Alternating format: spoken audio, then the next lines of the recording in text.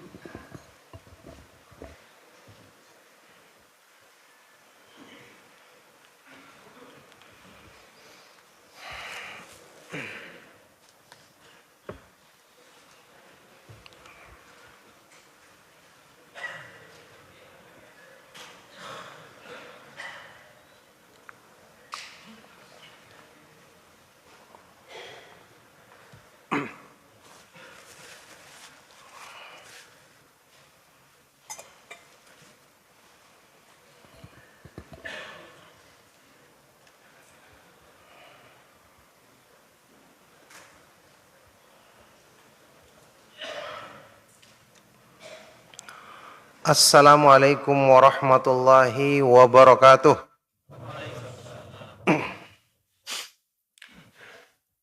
Innal hamdalillah nahmaduhu wa nasta'inuhu wa nastaghfiruh wa na'udzu billahi min syururi anfusina wa min sayyiati a'malina. May yahdihillahu fala mudhillalah wa may yudlil fala hadiyalah. Wa asyhadu an la ilaha illallah wahdahu la syarikalah وأشهد أن محمدا عبده ورسوله يا أيها الذين آمنوا اتقوا الله حق تقاته ولا تموتن إلا وأنتم مسلمون يا أيها الناس اتقوا ربكم الذي خلقكم من نفس واحدة وخلق منها زوجها وبث منهما رجالا كثيرا ونساء واتقوا الله الذي تساءلون به والأرحام إن الله كان عليكم رقيبا يا أيها الذين آمنوا اتقوا الله وقولوا قولا سديدا يصلح لكم أعمالكم ويغفر لكم ذنوبكم ومن يطع الله ورسوله فقد فاز فوزا عظيما اللهم صل وسلم وبارك على نبينا محمد وعلى آله وأصحابه ومن تبعهم بإحسان إلى يوم الدين أما بعد. Alhamdulillah, ma'asyiral muslimin, ikhwatal Islam, kaum muslimin, para pemerhati dan pendengar setia Roja TV dan Radio Roja dimanapun antum berada, juga para ikhwah dan akhwat yang hadir di Masjid Al-Barkah yang mubarak, hafidhakumullah. Alhamdulillah, kita bersyukur kepada Allah Subhanahu wa taala atas semua limpahan nikmat dan karunia-Nya. Segala puji dan sanjungan bagi Allah Subhanahu wa taala atas nikmat Islam, nikmat mengenal sunnah Rasulullah sallallahu alaihi wasallam, nikmat selalu bisa menuntut ilmu, mempelajari penjelasan para ulama ahlu sunnah wal jamaah tentang pemahaman dan pengamalan Islam yang benar, yang dengan izin Allah Subhanahu wa taala menjadi sebab kita senantiasa berpegang teguh dengan agama yang mulia ini. Barakallahu fikum. Alhamdulillah, di malam hari ini di masjid yang mubarak ini kita bersyukur kepada Allah Subhanahu wa taala yang mempertemukan kita kembali di dalam majelis ilmu yang mulia, di dalam lanjutan membahas Kutaib, kitab kecil yang sangat bermanfaat, Minhajul Firqatin Najiyati wa Ta'ifatil Mansurah, metode beragama golongan yang selamat dan selalu mendapatkan pertolongan dari Allah Subhanahu wa taala, buah karya dari Syekh Muhammad bin Jamil Zainu rahimahullahu taala. Baik, barakallahu fikum, kita masih melanjutkan pembahasan-pembahasan yang penting di kitab ini. Setelah yang terakhir kita bahas mengenai mauqiful ulama minat tauhid, ya, sikap atau prinsip dari para ulama atau orang-orang yang berilmu dari dakwah tauhid, mengajak manusia ke jalan tauhid. Sekarang di sini kita akan lanjutkan pembahasan yang dibawakan oleh Syekh Muhammad bin Jamil Zainu rahimahullah ta'ala tentang bagaimana pengalaman beliau ketika mengenal dakwah tauhid, dakwah yang mengajak kepada sunnah Rasulullah sallallahu alaihi wasallam, kepada manhaj salaf. Baik, di pembahasan yang baru, ma makna Wahabi? Apakah makna Wahabi itu? Sudah kita jelaskan dan sudah kita ketahui juga bersama, barakallahu fikum, bahwa permusuhan yang dilakukan oleh orang-orang yang menentang dakwah tauhid, semoga Allah Subhanahu wa taala membukakan hati mereka untuk menerima hidayahnya, bukan hanya permusuhan ya yang bersifat menjelek-jelekan orang-orang yang membawa dakwah tauhid ini dengan menyampaikan syubhat, tapi juga termasuk dengan memberikan gelar-gelar yang buruk. Ya, at-tanabus bil alqab, memberikan gelar-gelar dengan tujuan untuk membuat orang lari dari dakwah yang agung ini.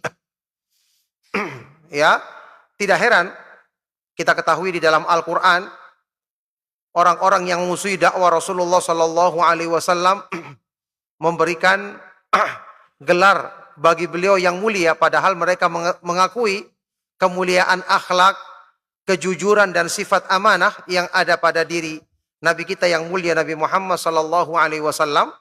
Bersamaan dengan itu mereka masih memberikan gelar ya, syairun majnun, penyair yang gila, sahirun kadzab, tukang sihir yang pendusta dan seterusnya. Yang tentu beliau sallallahu alaihi wasallam sangat jauh dari sifat-sifat buruk yang mereka berikan tersebut. Baik. Maka sama seperti dakwah tauhid di akhir zaman ini yang diberi gelar dengan gelar keburukan yaitu Wahabi. Yang ternyata ini sudah kita ketahui merupakan kebiasaan orang-orang yang membenci dakwah Ahlus Sunnah wal Jamaah sejak dulu. Ya, seperti pernyataan Imam Ahlus Sunnah wal Jamaah, Imam Al-Hafidh Abu Hatim Ar-Razi rahimahullah ta'ala. Ketika beliau mengatakan, wa alamatu ahlul bid'ah al-waqi'atu fi ahlil athar. Dan ciri-ciri orang-orang ahlul bid'ah adalah al-waqi'ah, selalu mencela, memberikan gelar-gelar buruk untuk orang-orang yang selalu mengikuti sunnah Rasulullah sallallahu alaihi wasallam dan athar para sahabat radhiyallahu taala anhum ajmain. Kita akan baca di sini penjelasan dari Syekh Muhammad bin Jamil Zainur rahimahullah taala seputar permasalahan memberi gelar Wahabi kepada orang-orang yang selalu mengajak kepada dakwah tauhid, memurnikan, mengikuti sunnah Rasulullah sallallahu alaihi wasallam. Beliau berkata, rahimahullah ta'ala, i'tadan nasu an yutliku kalimat Wahabi ala kulli man yukhalifu adatihim wa mu'taqadatihim wa bida'ahum. Ya, orang-orang atau sebagian orang di sini, tidak semua orang, terbiasa untuk memutlakkan, ya, untuk mengucapkan tanpa basa-basi, mengucapkan kalimat Wahabi terhadap orang yang menyelisihi mereka dalam kebiasaan-kebiasaan, yakni kebiasaan yang bertentangan dengan agama tentu saja, dalam keyakinan-keyakinan mereka yang rusak, dalam perbuatan-perbuatan bid'ah mereka. Mereka melindungi diri dengan memberikan gelar ini kepada orang yang menasehati mereka meskipun dengan nasihat yang baik. Nah, jadi keyakinan mereka dan perbuatan-perbuatan bid'ah yang mereka lakukan. Walau kanat hadhil mu'taqadatu fasidatan tukhaliful Qur'an al-Karim wal ahadits as-sahihata. Meskipun keyakinan atau akidah yang mereka yakini itu adalah akidah yang rusak, yang menyelisihi Al-Quran yang mulia, atau menyelisihi hadis-hadis yang sahih dari Rasulullah sallallahu alaihi wasallam. Pokoknya langsung memberikan cap Wahabi ini sebagai pelindung, ya, sebagai cara untuk membentengi diri dari kritikan orang-orang yang ingin meluruskan keyakinan akidah mereka yang salah. La siyama da'wata ila tauhidi wa du'a Allahi wahdahu duna siwahu. Ya, terlebih lagi ketika menghadapi dakwah, ajakan untuk kembali kepada tauhid, mengesahkan Allah Subhanahu wa taala dalam beribadah, berdoa kepada Allah Subhanahu wa taala semata-mata, tidak kepada selainnya. Ini dengan mudah mereka akan mengucapkan, kamu adalah Wahabi, ini adalah dakwah Wahabi atau pemahaman Wahabi, ketika orang ingin meluruskan kesalahan mereka dalam memahami tauhid, perbuatan syirik yang mereka lakukan, atau perbuatan-perbuatan bid'ah yang mereka hidupkan. Nah, jadi ini secara asal seperti yang kita katakan tadi, sejak dulu orang-orang yang menyelisihi dakwah Ahlus Sunnah wal Jamaah terbiasa membuat gelar-gelar seperti ini dalam rangka untuk melindungi kritikan terhadap diri mereka. Baik. Kata Syekh selanjutnya, kuntu aqra'u ala syaikhin hadits Ibnu Abbas radhiyallahu taala anhuma fil arba'in an-nawawiyati. Dulu aku pernah belajar kepada seorang syekh, ya, membaca hadis yang diriwayatkan oleh sahabat yang mulia Abdullah ibnu Abbas radhiyallahu taala anhuma.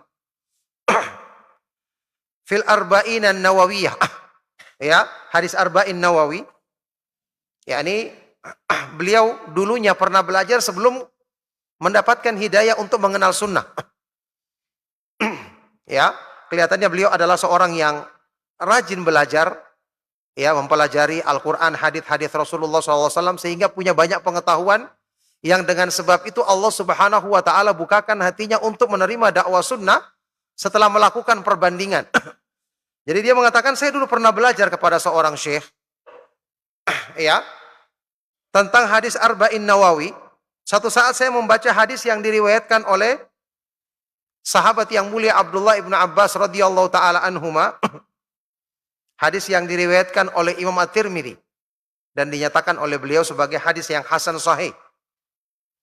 Wa huwa qauluhu sallallahu alaihi wasallam, ya, yaitu sabda Rasulullah sallallahu alaihi wasallam. Tentu di awalnya hadis ini Rasulullah sallallahu alaihi wasallam bersabda kepada anak pamannya ini, ya gulam, inni uallimuka kalimatin. Ya, ihfadillaha yahfadka, ihfadillaha tajidhu tujahak. Wahai anak kecil, sesungguhnya aku akan mengajarkan kepadamu beberapa kalimat. Jagalah Allah, maka Allah akan menjagamu. Jagalah Allah, maka kamu akan selalu mendapatinya di hadapanmu. Kemudian, idza sa'alta fas'alillah.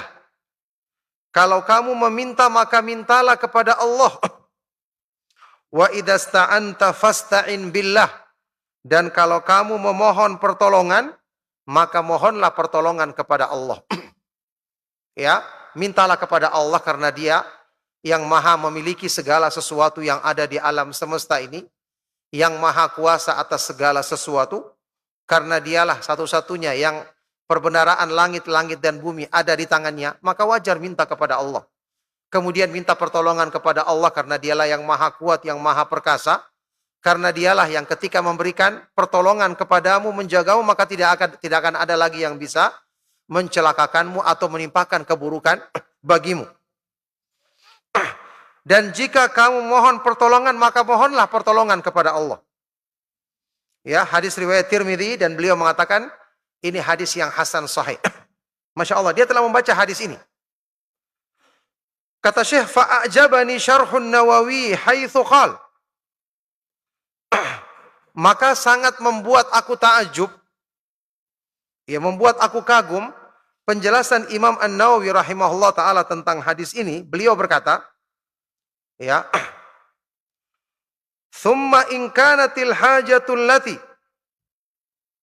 yas'aluha lam tajril adatu bijriyaniha ala aidi khalqihi katalabil hidayati wal ilmi wa shifa'il maradi wa husulil afiyati sa'ala rabbahu dhalik. Ya. Kemudian kata beliau, kata Imam Nawawi rahimahullah ta'ala, kalau hajat yang diminta seorang hamba itu adalah hajat yang secara kebiasaan manusia tidak bisa berlangsung pemenuhan hajat itu di tangan manusia. Ya, ini tidak mampu manusia untuk memenuhinya. Seperti meminta hidayah. Hidayah di tangan Allah. Meminta pemahaman ilmu. Itu di tangan Allah. Kesembuhan orang yang sakit. Wa idza maridtu fahuwa yashfin. Dan jika aku sakit, maka Dialah Allah yang menyembuhkanku. Anta syafi la shifaa illa shifauka. Engkaulah yang maha penyembuh, tidak ada kesembuhan kecuali kesembuhan darimu, kata Rasulullah sallallahu alaihi wa alihi wasallam. Wa husulil afiyah. Dan mendapatkan keselamatan. Mendapatkan al-afiyah. Maka dia harus meminta hal ini hanya kepada Rabb-nya, kepada Allah subhanahu wa ta'ala semata-mata. Ya. Wa amma su'alul khalqi wal i'timadu alaihim famadhmumun. Adapun meminta kepada makhluk, kepada manusia dalam hal-hal yang seperti ini dan bersandar kepada mereka, maka ini merupakan perbuatan yang tercela. Masya Allah, ini penjelasan dari Imam An-Nawawi rahimahullah ta'ala. Dan di sini Syekh Muhammad bin Jamil Zainur rahimahullah ta'ala kagum dengan penjelasan ini. Padahal ya menurut cerita di sini, waktu itu beliau belum mengenal hidayah. Hidayah kepada manhaj salaf. Baik. Kata beliau, fakultu li syekh, maka aku berkata kepada syekh yang menjadi guruku ketika mempelajari hadis Arba'in Nawawiyah ini. Aku berkata kepadanya, hadzal haditsu wa syarhuhu yufidu adama jawazil isti'anati bi ghairillah. Wahai syekh, hadis ini dan penjelasan yang dibawakan oleh Imam An-Nawawi ini memberikan pengertian atau menunjukkan tidak bolehnya meminta pertolongan kepada selain Allah. Masya Allah, ini benar. Fitrah yang membimbing beliau untuk meyakini dan mengikuti pemahaman yang benar. Faqala li, maka syekh yang saya belajar kepadanya, di tangan Allah subhanahu wa ta'ala muridnya, ketika membaca penjelasan hadis ini dan penjelasannya langsung ta'ajub, langsung membenarkan penjelasan ini, tapi syekhnya malah mengatakan apa? Bal yajuzu. Boleh hal tersebut. Kenapa tidak boleh? Ini jawaban syekhnya ini. Qultu wa ma dalilu? Maka aku bertanya, apa dalilmu wahai syekh? Ini jelas ada dalilnya, ada hadisnya, ada penjelasan Imam An-Nawawi, imam besar yang menjadi rujukan dalam syarah hadis Rasulullah sallallahu alaihi wasallam. Aku berkata, apa dalilmu? Faghadiba syekhu wa saha qailan. Maka syekh ini menjadi marah dengan pertanyaanku tadi. Lalu dia berteriak sambil mengatakan, inna ammati taqulu, sesungguhnya bibiku pernah mengatakan seperti ini. Masya Allah, orang yang berilmu, syekh lagi, guru yang mengajarkan hadis Nabi SAW, berdalil dengan bibinya. Masih mending kalau mungkin berdalil dengan seorang tabi'in perempuan atau sahabiyah. Ini berdalil dengan bibinya, yang sama sekali bukan orang yang berilmu. Apa katanya? Sesungguhnya bibiku berkata, amma itu bibi berarti saudara bapak saudari perempuan bapak. Nah, sesungguhnya bibiku berkata, ya Syekh Sa'ad, wa huwa madfunun fi masjidihi tasta'inu bihi. Bibiku pernah berkata, wahai Syekh Sa'ad. Ini orang yang dianggap soleh, yang dikuburkan di masjidnya, dia minta pertolongan kepada orang yang sudah mati tersebut. Jelas-jelas ini kesyirikan. Na'udzubillahi min dzalik. Bibinya berkata demikian dan dibenarkan oleh oleh kemenakannya yang paham ilmu agama ini. Yang berarti dia adalah orang yang sangat jahil karena perkara yang paling penting ini dia tidak paham. Na'udzubillahi min dzalik. Fa'akulu, kata kemenakannya ini, maka aku bertanya kepada bibiku ini, ya ammati wa hal yanfa'uka Syekh Sa'ad? Wahai bibiku, apakah Syekh Sa'ad ini orang yang sudah mati dalam kuburannya ini bisa memberi manfaat bagimu? Fatakulu, maka bibiku berkata, ad'uhu fayatadakhalu 'ala Allahi fayashfini.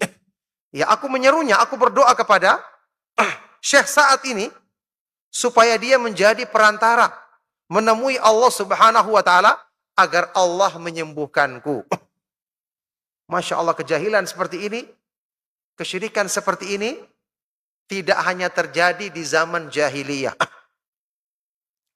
Terjadi di zaman sekarang, dan bukan hanya dilakukan oleh orang tapi didukung oleh orang yang berilmu yang harusnya faham masalah ini.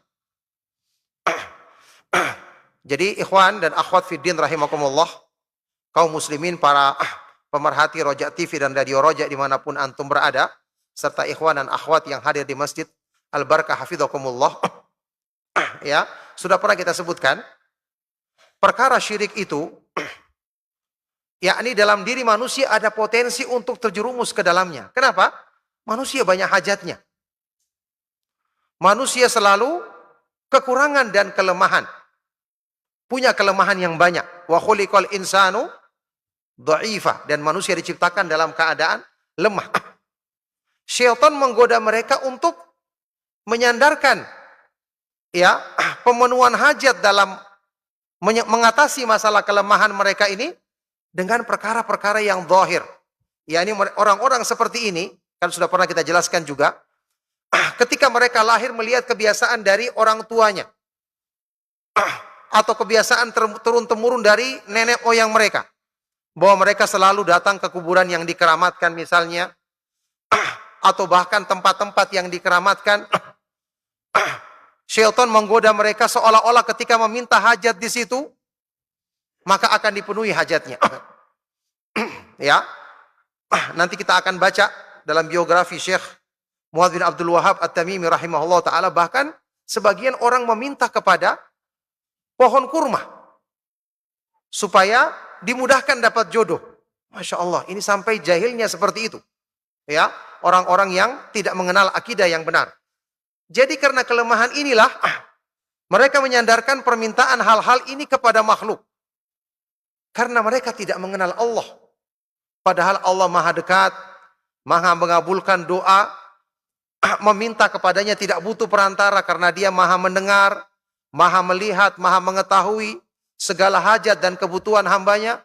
Dan hanya dia satu-satunya yang maha kuasa memenuhi kebutuhan mereka.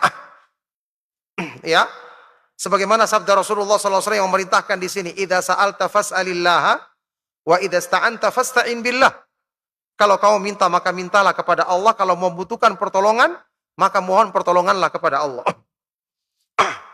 Sehingga terjadi kejahilan seperti ini dan didukung oleh orang yang menjadi guru mengajarkan hadis Arba'in Nawawiyah seperti yang disebutkan dalam kisah ini. Maka Syekh kemudian berkata, yakni Syekh Jamil Zainu, Muhammad bin Jamil Zainu rahimahullah ta'ala, qultu lahu, aku berkata kepada Syekh yang menjadi guruku ini, anta rajulun alim, qadaita umraka fi qiraatil kutub. Kamu ini orang yang berilmu. Ya. Kamu menghabiskan waktumu untuk membaca kitab-kitab. Dan dia orang Arab. Ya, mereka orang yang tinggal di Suria, bahasanya bahasa Arab. Ya, tinggal di negeri Syam. Orang yang biasa membaca kitab-kitab berbahasa Arab, kamu menghabiskan umurmu untuk membaca kitab-kitab yang ditulis oleh para ulama. Penjelasan Imam An-Nawawi juga tadi bukan penjelasan yang asing baginya, dan mereka termasuk yang menerima penjelasan Imam An-Nawawi rahimahullah ta'ala. Thumma ta'khudh aqidataka min ammatikal jahilah. Kemudian dalam keadaan kamu berilmu, selalu membaca kitab-kitab, lalu kamu malah mengambil akidahmu dari bibimu yang jahil ini. Ya, ini bibimu tidak mengetahui apa-apa, bahkan terjerumus ke dalam kesyirikan. Harusnya kamu mengingkari, menasehatinya. Justru kamu jadikan untuk membantah dalil yang sangat jelas dalam hadis tadi, kemudian penjelasan Imam An-Nawawi ini rahimahullah ta'ala. Maka apa jawaban Syekh ini? Faqala li, maka Syekh atau guruku ini berkata kepadaku, indaka afkarun wahabiyah. Kamu sekarang memiliki pemikiran-pemikiran Wahabi. Langsung keluar tameng andalan mereka. Kamu memiliki pemikiran-pemikiran Wahabi. Anta tadhhabu lil umrati wa ta'ti bi kutubin wahabiyah. Kamu ini kemarin baru pergi menunaikan umrah, kemudian pulang membawa kitab-kitab Wahabi. Ya. Padahal apa hubungannya Wahabi dengan Imam An-Nawawi rahimahullah ta'ala? Imam An-Nawawi hidup jauh sebelum zamannya Syekh Muhammad bin Abdul Wahab. Ya, sama ketika mereka memutlakan Wahabi kepada Syekhul Islam Ibnu Taimiyah dan yang lainnya yang mendakwakan tauhid. Padahal orang-orang itu datangnya jauh sebelum zaman dari Syekh Muhammad bin Abdul Wahab rahimahumullahu ta'ala. Ini tuduhan yang dilontarkan kepada Syekh penulis kitab ini. Baik. Allah Subhanahu wa taala ternyata jadikan ini sebagai sebab. Syekh Muhammad bin Jamil Zainur rahimahullah taala kemudian penasaran. Apa itu Wahabi? Siapa mereka itu? Kata beliau di sini, wa kuntu la a'rifu syai'an 'anil wahabiyyati illa ma asma'uhu minal masyayikh. Tadinya aku tidak mengetahui sedikit pun dari apa yang diistilahkan dengan Wahabiyah ini, dakwah Wahabi ini. Kecuali yang aku dengarkan dari penjelasan guru-guruku yang tentu menjelek-jelekan. Contoh seperti syekh yang dia belajar hadis Arba'in Nawawiyah ini maupun guru-gurunya yang lain. Fayaquluna anhum, mereka berkata ketika menyebutkan tentang dakwah Wahabiyah ini menurut istilah mereka, al-Wahabiyun mukhalifuna lin-nasi la yu'minuna bil awliya'i wa karamatihim. Orang-orang Wahabi ini selalu menyelisihi kebiasaan manusia, kebiasaan orang-orang muslim lainnya. Mereka tidak beriman dengan keberadaan para wali-wali Allah, tidak mengimani karamah, kelebihan atau karamah, hal-hal yang luar biasa yang Allah jadikan untuk para walinya. Tentu semua tuduhan dusta. Ketika kita mengingkari, ya jangan bertawasul dengan orang-orang yang dianggap soleh ini, karena ini merupakan perbuatan syirik. Inti kesyirikan bahkan yang dilakukan oleh kaum musyrikin di zaman jahiliyah, mereka menuduh kita tidak menghargai para wali, tidak mempercayai adanya karamah para wali. Baik. Wala yuhibbuna ar-Rasul sallallahu alaihi wasallam. Orang-orang Wahabi ini tidak mencintai Rasulullah sallallahu alaihi wasallam. Tuduhan dusta. Wa ghairuha minal ittihamatil kadhibah, dan perkara-perkara lain dari tuduhan-tuduhan yang dusta yang mereka sematkan kepada apa yang mereka katakan Wahabi tadi. Fakultu fi nafsi, maka aku berkata pada diriku, nah ini hidayah dari Allah Subhanahu wa taala. Kemudian ini menunjukkan ya kecerdasan yang ada pada diri Syekh penulis kitab ini. Maka aku berkata pada diriku, in kanatil wahabiyatu tu'minu bil isti'anati billahi wahdahu wa anna syafi huwallahu wahdahu fayajibu an ata'arrafa 'alaiha. Ya, aku berkata pada diriku, kalau betul dakwah Wahabi ini yang mereka katakan Wahabiyah ini mengimani minta pertolongan hanya kepada Allah, ya kan kisah dari sama sehingga tadi. Sehingga ketika mencap dia kamu punya pemikiran Wahabi, ya, ketika dia mengatakan hanya minta pertolongan kepada Allah, berarti Wahabiyah mengimani ini.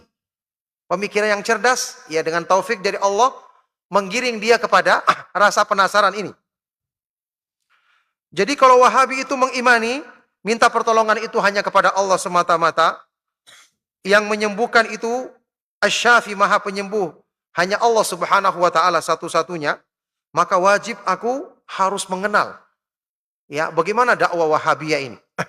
Bagaimana pemahaman mereka-mereka ini yang dituduhkan dengan tuduhan-tuduhan dusta tadi. Nah, ya tentu saja awalnya kan dia belum mengetahui kedustaan tuduhan-tuduhan tersebut. Kata Syekh kemudian,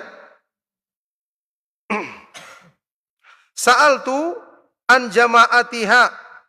Akhirnya aku bertanya tentang jamaah yang disebut sebagai orang-orang Wahabi ini. Ya. Faqalu lahum makanun yajtami'una fihi masa al-khamis. Mereka punya tempat tersendiri, tempat ngaji yang mereka berkumpul di situ sore hari Kamis. Ya, ini kajian yang dibawakan oleh Syekh Al-Albani rahimahullah taala. Ya, di tempat tersebut ya di Suriah atau di Yordan, membawakannya setiap sore hari Kamis. Li'ilqa'i darsin fit tafsiri wal hadithi wal fiqh, untuk menyampaikan kajian atau pelajaran tentang tafsir Al-Quran, hadis-hadis Rasulullah SAW, dan membahas tentang masalah-masalah fikih. Fadhahabtu ilaihim ma'a auladi wa ba'di syababil muthaqqaf. Maka aku pun datang kepada mereka tempat pengajian tersebut di hari Kamis sore itu. Saya membawa anak-anakku bersama dengan beberapa anak muda yang semangat. Yang mereka ini adalah para pemuda yang terpelajar. Ya. Fadakhalna ghurfatan kabiratan wa jalasna nantadhirud dars. Kami pun masuk di sebuah ruangan yang besar. Ya. Kemudian kami duduk menunggu mulainya pengajian. Nah, wa ba'da fatratin dakhala alaina syaikhun kabirus sin. Kemudian beberapa saat kemudian, ya, tidak lama kemudian masuklah seorang syekh yang menjadi guru yang menyampaikan kajian di situ. Seorang syekh yang sudah berumur tua, ya. Ini kalau tidak salah dialah Syekh Al-Albani rahimahullah taala, karena yang menjadi guru dari Syekh Muadzin Jamil Zainu ini adalah Syekh Al-Albani rahimahumullah ta'ala. Fasallama alaina, kemudian dia mengucapkan salam kepada kami semua. Wasafahana jami'an mubtadi'an biyaminih. Lalu beliau menyalami kami semua, ya, dengan dimulai dengan yang sebelah kanan. Jadi ini tentu kondisi kalau yang hadir tidak begitu banyak, ya kita salami semua. Tapi kalau yang hadir banyak sekali, seperti kata Syekh Utsaimin rahimahullah ta'ala, tidak perlu. Kemudian juga tidak perlu kita mengucapkan salam setiap kali datang. Kemudian harus dijawab, maka akan kacau pelajaran nanti. Kajian. Ya cukup kita datang, kita salami orang yang di sekitar kita saja, tanpa mengganggu berlangsungnya kajian tersebut. Ala kulli hal, dia menyalami kami semua dengan memulai dari yang sebelah kanan. Sesuai dengan sunnah Rasulullah SAW. Thumma jalasa ala maq'adin, kemudian dia duduk di sebuah kursi, sebuah tempat duduk. Walam yakun lahu ahad. Tidak ada seorang yang berdiri menghormatinya, memuliakannya. Ya. Fakultu fi nafsi, maka aku berkata pada diriku, hada syekhun mutawadhi' la yuhibbul qiyam. Ini seorang syekh yang benar-benar tawadhu, merendahkan diri. Dia tidak suka orang berdiri menghormatinya. Dan sudah kita bahas kemarin hadis Rasulullah SAW, antum masih ingat? Yang diriwayatkan oleh sahabat Muawiyah bin Abi Sufyan radhiyallahu taala anhuma. Rasulullah SAW bersabda, "Man sarrahu an yatamatsala lahu ar-rijalu qiyaman falyatabawwa maq'adahu minan nar." Barang siapa yang gembira atau yang senang orang-orang berdiri menyambutnya, menghormatinya, memuliakannya, maka hendaknya dia menyiapkan tempatnya di dalam neraka. Na'udzubillahi min dzalik. Ya, maka Syekh di sini mengamalkan sunnah Rasulullah SAW. Rasulullah SAW juga tidak menyukai berdiri untuk penghormatan seperti ini, seperti kita ketahui disebutkan di dalam hadis sahih yang lainnya. Maka di sini Syekh penulis kitab ini mulai tumbuh kekagumannya bahwa Syekh ini adalah orang yang tawadhu, tidak suka orang berdiri untuk menghormatinya. Fabada asy-syaikhu ad-darsa biqaulihi. Kemudian Syekh ini memulai pelajarannya dengan mengucapkan khutbatul hajah. Ya, pembukaan khutbah yang selalu disampaikan oleh Rasulullah SAW dalam ceramah beliau, khutbah beliau, nasihat-nasihat yang beliau sampaikan. Yaitu, innal hamdalillah nahmaduhu wa nasta'inuhu wa nastaghfiruh. Ya, sesungguhnya segala puji bagi Allah, kita memujinya, meminta pertolongan kepadanya, dan memohon pengampunan kepadanya. Ini khutbatul hajah yang kita ketahui, pembukaan khutbah yang selalu disampaikan oleh Rasulullah SAW. Riwayat-riwayat hadisnya dikumpulkan oleh Syekh Al-Albani rahimahullah ta'ala dalam sebuah risalah atau kitab yang kecil. Ya, dan ini yang harusnya paling sering kita jadikan sebagai pembukaan dari ceramah-ceramah kita. Meskipun boleh pujian yang lain, tapi ini jelas yang paling utama karena ini yang selalu dibacakan atau diucapkan oleh Rasulullah SAW sebagai penghantar ceramah dan khutbah-khutbah beliau. Pengantar ceramah dan khutbah-khutbah beliau. Sallallahu alaihi wasallam. Ila akhiril khutbati allati kana ar-rasul sallallahu alaihi wasallam yaftatihu biha khutbatahu. Yaftatihu biha khutabahu wa durusahu. Sampai di akhir, ya, sampai fa inna asdaqal hadis seterusnya. sampai akhir dari khutbah, ya, pembukaan yang selalu dijadikan oleh Rasulullah Shallallahu Alaihi Wasallam sebagai pembuka ceramah-ceramah beliau dan pelajaran-pelajaran, kajian-kajian yang beliau sampaikan Shallallahu Alaihi Wasallam. Thumma bada'a yatakallamu bil lughatil arabiyyah. Kemudian mulailah beliau atau syekh ini berbicara dengan bahasa Arab yang fasih, menjelaskan apa yang beliau sampaikan, Al-Quran atau hadis Rasulullah SAW, masalah-masalah fikih. Ya, wa yuridul ahadith. Di sini syekh mulai membawakan hadis-hadis Rasulullah Sallallahu Alaihi Wasallam. Wa yubayyinu sihhatahu wa rawiha. Mulai dia menjelaskan sahih tidaknya hadis tersebut, menjelaskan rawi-rawinya. Kita harus ingat ini tahapan dalam pelajaran agama. Percuma kita menjelaskan kandungan fikihnya kalau kita belum tahu hadisnya sahih atau tidak. Apa gunanya? Kalau kita tidak pastikan itu benar-benar dari Rasulullah Sallallahu Alaihi Wasallam. Ya, ilmu yang bermanfaat itu adalah yang bersumber dari Al-Quran dan Sunnah Nabi Sallallahu Alaihi Wasallam.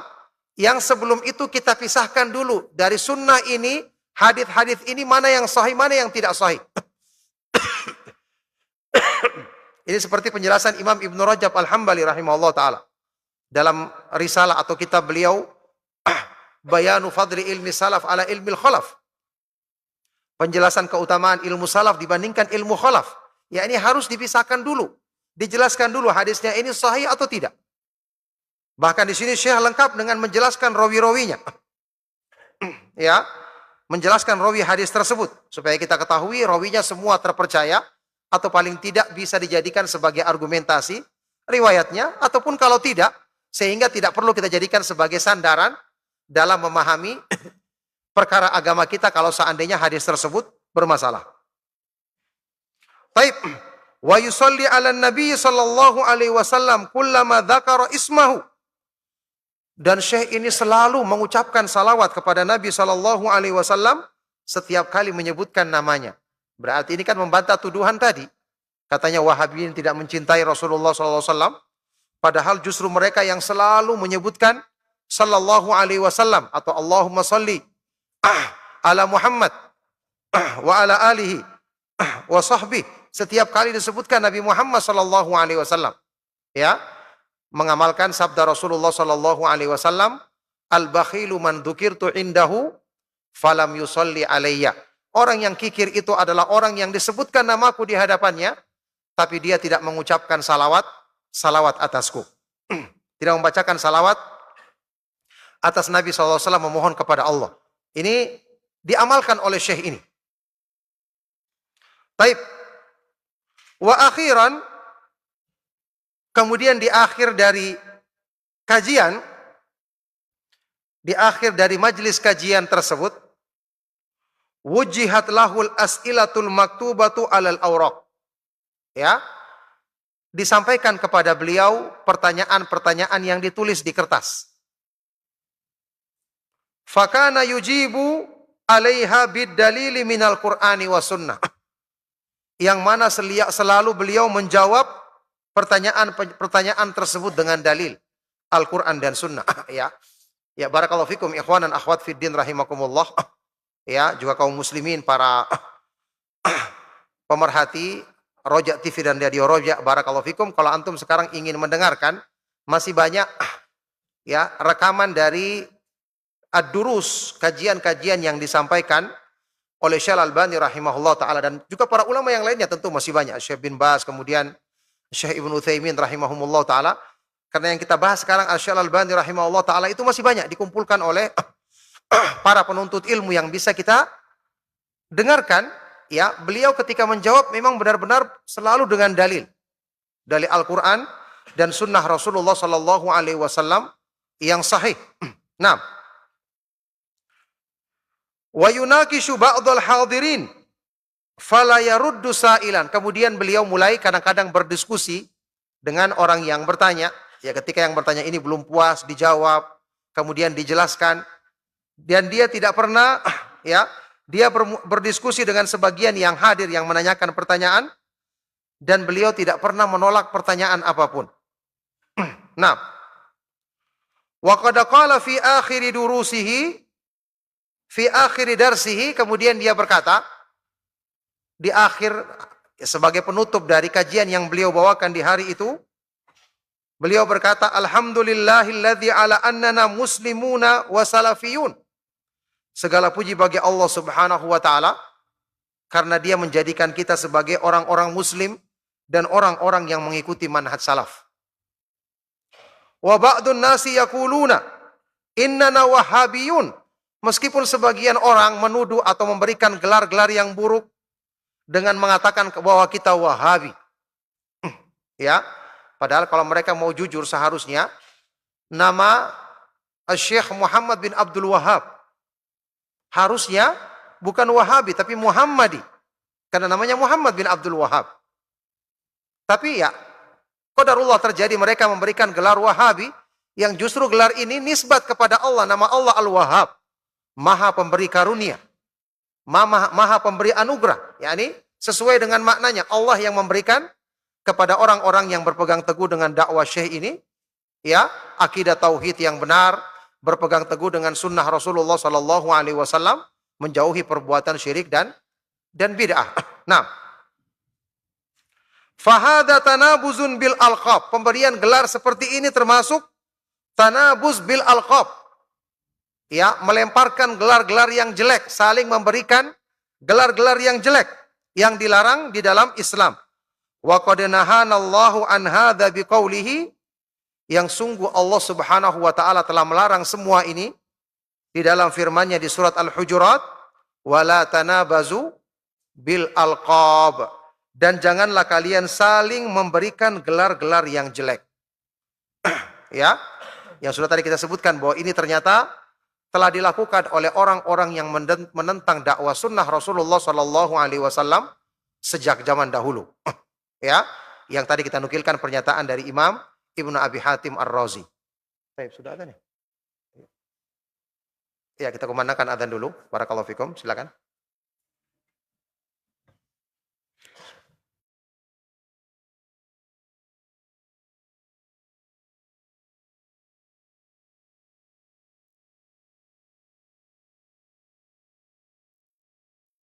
Ikhwatal Islam, untuk selanjutnya kita simak dikumandangkannya adzan untuk sholat Isya bagi daerah Jakarta dan sekitarnya. Allahu Akbar, Allahu Akbar, Allahu Akbar, Allahu Akbar. Ashhadu an la ilaha illallah. Ashhadu an la ilaha illallah. Ashhadu anna Muhammadar Rasulullah.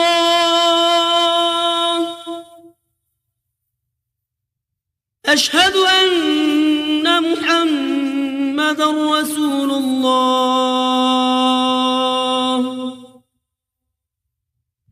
Hayya 'alas salah.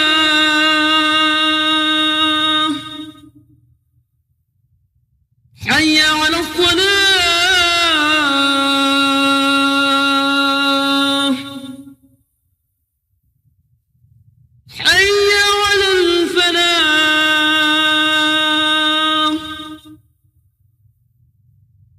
حي على الفلاح.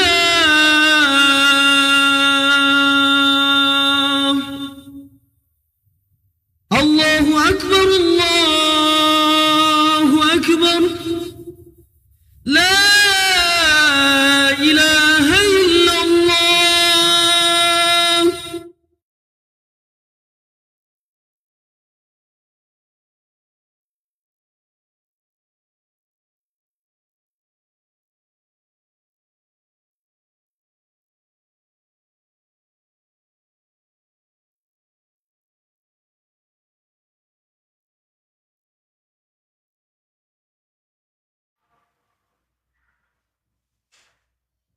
Asyhadu an la ilaha illallah Muhammadun rasulullah. Allahumma shalli ala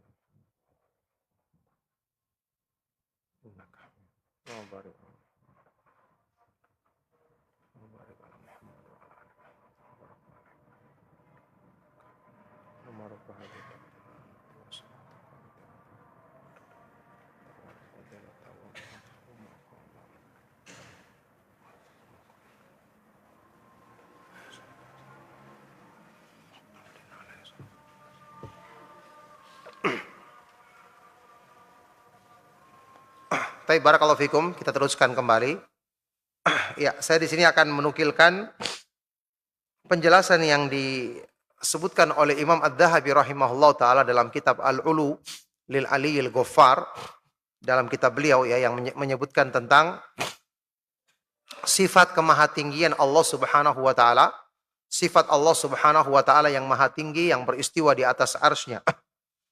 Imam Ad-Dhahabi rahimahullah taala menukil pernyataan dari imam besar ahlul hadis yang terkenal, Imam Abu Hatim Ar-Razi rahimahullah taala. Ya, beliau berkata, alamatu ahlil bid'ah al-waqi'atu fi ahlil athar wa alamatul jahmiyati an yusammu ahla sunnati musyabbihah. Ya, musyabbihatun wa nabitatun, wa alamatul qadariyati an yusammu ahla sunnati mujbirah, wa alamatu zanadiqati an yusammu ahla sunnati hasyawiyah. Ya, beliau berkata, ciri-ciri ahlul bid'ah adalah selalu mencela atau memberikan gelar-gelar buruk kepada orang-orang yang berpegang teguh dengan sunnah Rasulullah sallallahu alaihi wasallam dengan riwayat-riwayat para sahabat radhiyallahu taala anhum ajmain. Ciri-ciri orang Jahmiyah, mereka selalu menamakan ahlu sunnah musyabbihah atau mujassimah. Ya, ketika kita menetapkan sifat-sifat Allah sebagaimana yang Allah sebutkan di dalam Al-Quran dan hadis-hadis yang sahih dari Rasulullah Sallallahu Alaihi Wasallam, karena mereka pemahamannya menyimpang dari hal ini, maka mereka memberikan gelar buruk kepada ahlu sunnah dengan mengatakan ahlu sunnah itu menyerupakan Allah dengan makhluk. Padahal ini karena kebodohan mereka yang tidak memahami kaidah dalam menetapkan nama-nama dan sifat-sifat Allah yang diyakini oleh para ulama ahlus sunnah wal jamaah.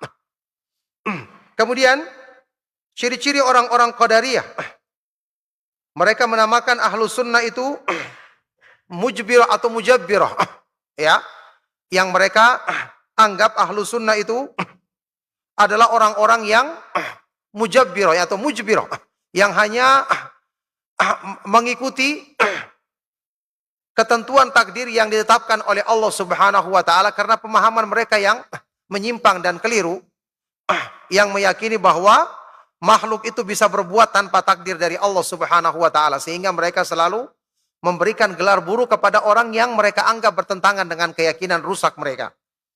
Nah, kemudian ciri-ciri orang-orang zindik, mereka menamakan ahlul athar sebagai hasyawiyah, orang-orang yang kaku, orang-orang yang terbelakang pemikirannya.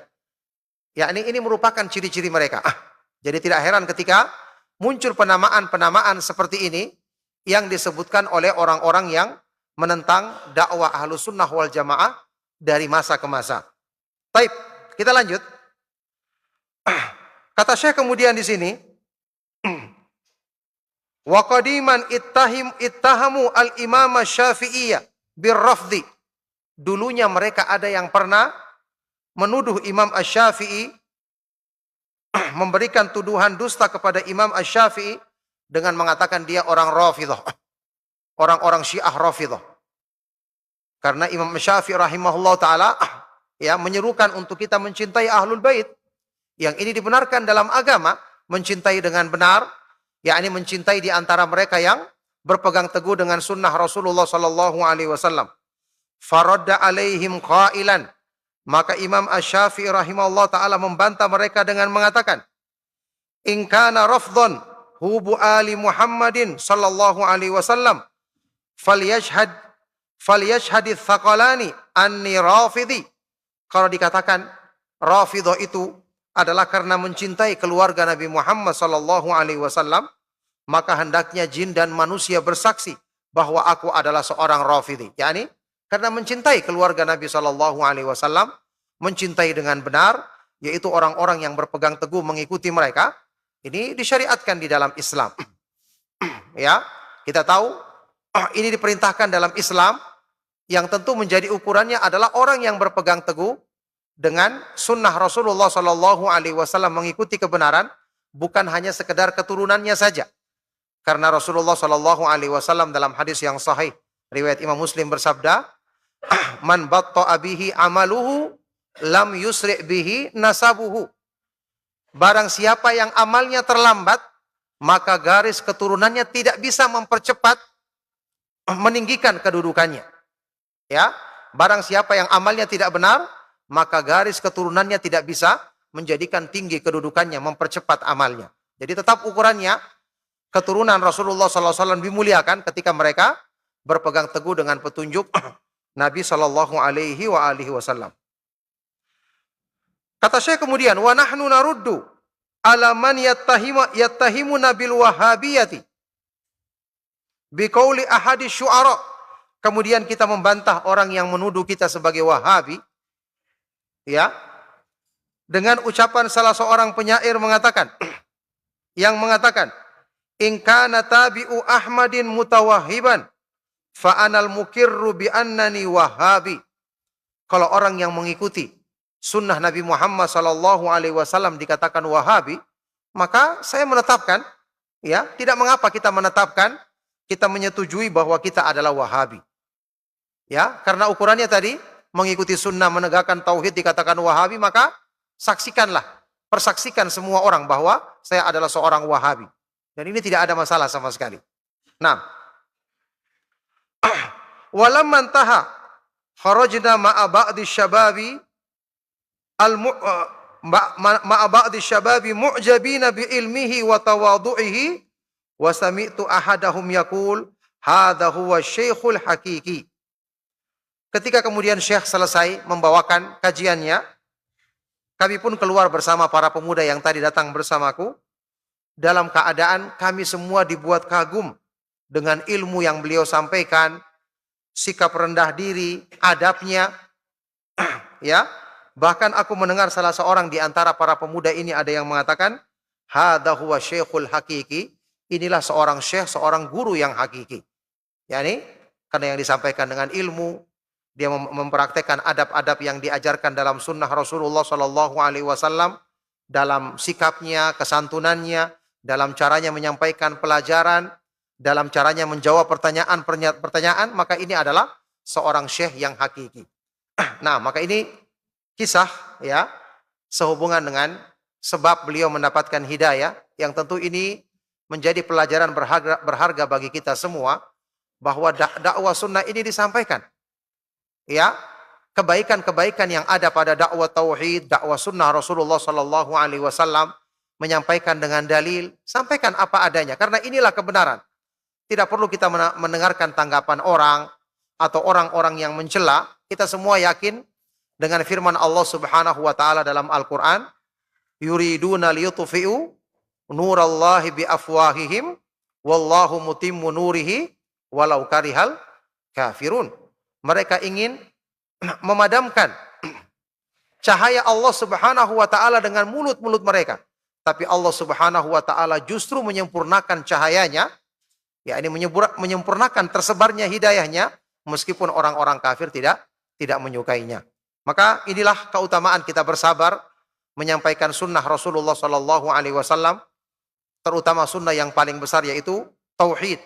Ya, mengesahkan Allah Subhanahu Wa Taala dalam beribadah dan tidak menyekutukannya, serta menyampaikan pemahaman-pemahaman sunnah yang lainnya, yang dengan sebab ini Allah Subhanahu Wa Taala akan membukakan hati, memasukkan hidayah ke dalam hati orang-orang yang dipilih dan dikehendakinya, dan Allah Subhanahu Wa Taala yahdi may yasha ila siratim mustaqim, memberikan hidayah kepada siapa yang dikehendakinya untuk meniti jalannya yang lurus. Barakallahu fikum. Selesai sampai di sini pembahasan tentang kisah ini. Semoga kita bisa mengambil faedah darinya, dan semoga Allah Subhanahu Wa Taala memudahkan kita senantiasa berpegang teguh dengan dakwah yang mulia ini, selalu menegakkan tauhid, menjauhi perbuatan syirik, menegakkan sunnah Rasulullah Sallallahu Alaihi Wasallam, dan menjauhi perbuatan bid'ah dalam segala bentuknya. Semoga Allah Subhanahu wa taala menjadikan kita istiqamah di atas kebaikan ini sampai di akhir hayat kita. Barakallahu fikum. Kita jawab pertanyaan dulu sebelum kita tutup kajian insyaallah.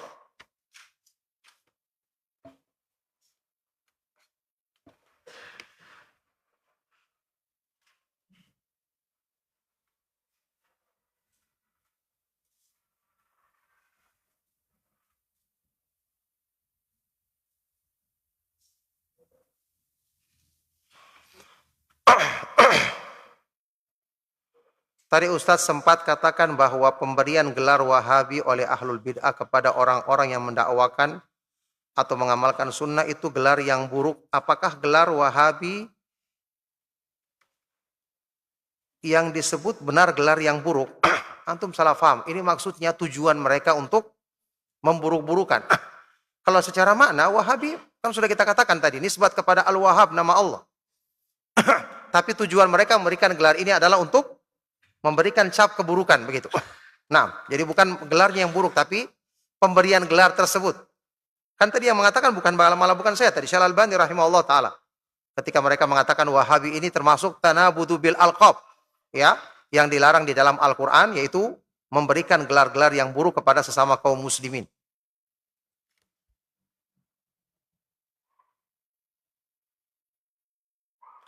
Ana disuruh belajar dari menghafal dan diamalkan, yaitu pelajaran akidah ahlu sunnah wal jamaah. Apakah ana bisa mendapatkan pahala? Ya jelas, orang yang sungguh-sungguh mempelajari hal ini, memahami dan mengamalkannya, dia akan mendapatkan pahala yang besar dan keutamaan yang agung di sisi Allah Subhanahu wa taala, karena inilah pelajaran yang benar, ya, yang akan menjadi sebab kita membenarkan keimanan kita, membenarkan keikhlasan kita, membenarkan tauhid kita. Maka jelas ini merupakan sebab utama untuk kita mendapatkan pahala dan keutamaan yang tinggi di sisi Allah Subhanahu wa taala.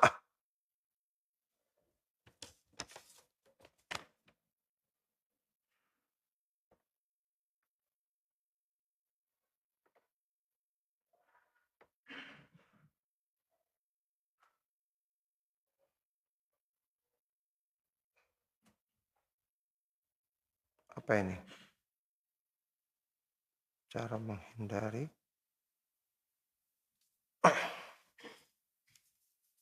Ada yang kurang jelas ini pertanyaan.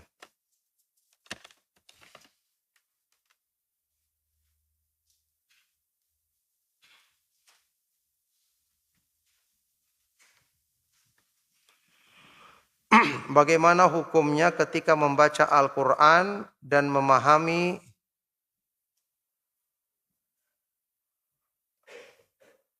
dan memakai riwayat Hafs dan riwayat Warsh? Apakah makna Al-Qur'annya berubah dan masih tetap tidak berubah? Soalnya ana biasa memakainya di malam Jumat. Ya, ala kulli hal ketika antum membaca, ya sebagian dari para masyayikh kita, ketika kita sedang ada daurah ustadz, ada sebagian di antara mereka yang membaca dengan qiraah yang lain, dengan alasan bahwasanya mereka yang hadir di belakangnya sholat adalah orang-orang yang berilmu, yang paham.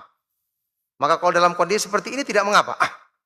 Ya, kita membaca dengan qiraah yang lain, yang tentu kita sudah kuasai, sudah kita pelajari dari seorang guru yang berilmu, maka kita baca selama itu di kalangan para penuntut ilmu yang paham, ini tidak mengapa. Ya, yang jadi masalah nanti mungkin kalau di belakang kita orang awam yang mereka tidak memahami bacaan tersebut. Nah,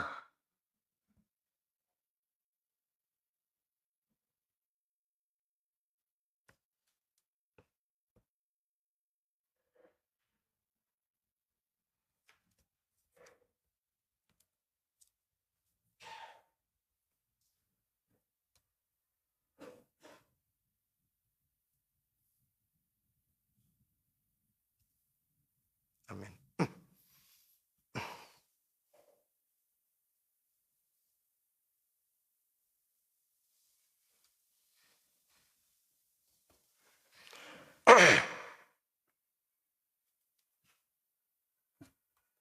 Ya, ada pertanyaan-pertanyaan yang saya kurang bisa baca karena agak kecil tulisannya.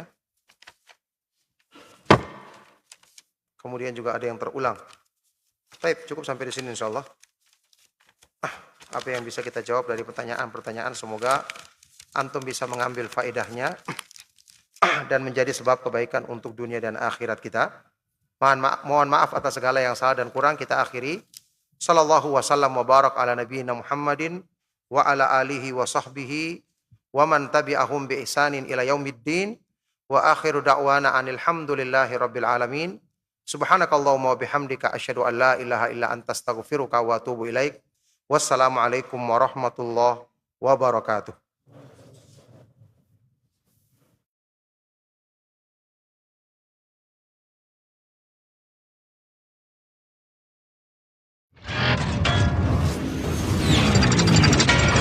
Roja TV.